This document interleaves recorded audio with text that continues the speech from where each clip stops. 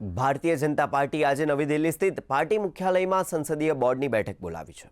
આ બેઠકમાં પ્રધાનમંત્રી નરેન્દ્ર મોદી, ભાજપા અધ્યક્ષ જેપી નડ્ડા, કેન્દ્રીય ગૃહમંત્રી અમિત શાહ અને સંરક્ષણ મંત્રી રાજનાથસિંહ સાથે સંગઠન મહાસચિવ બીએલ સંતોષ સહિત પાર્ટીના વરિષ્ઠ નેતાઓ સામેલ થશે।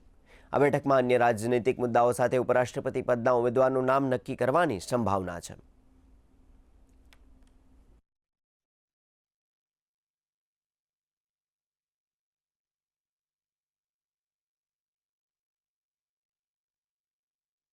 ये देखिए, संसदीय बोर्ड की बैठक बीजेपी की तब बुलाई जाती है जब कोई महत्वपूर्ण फैसला लेना होता है। हम जानते हैं कि बीजेपी की सर्वोच्च बॉडी है जो महत्वपूर्ण फैसले लेती है।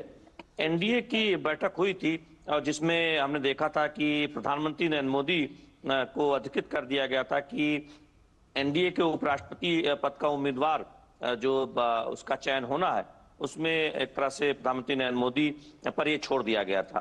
अब ये बीजेपी की संसदीय बोर्ड की बैठक में माना जा रहा है कि उस उम्मीदवारी पर मोहर लगाई जा सकती है, यानी एनडीए का जो उपराष्ट्रपति पद का उम्मीदवार होगा उस पर उसकी मंजूरी बीजेपी संसदीय बोर्ड में दी जाएगी, इस तरह की चर्चा है।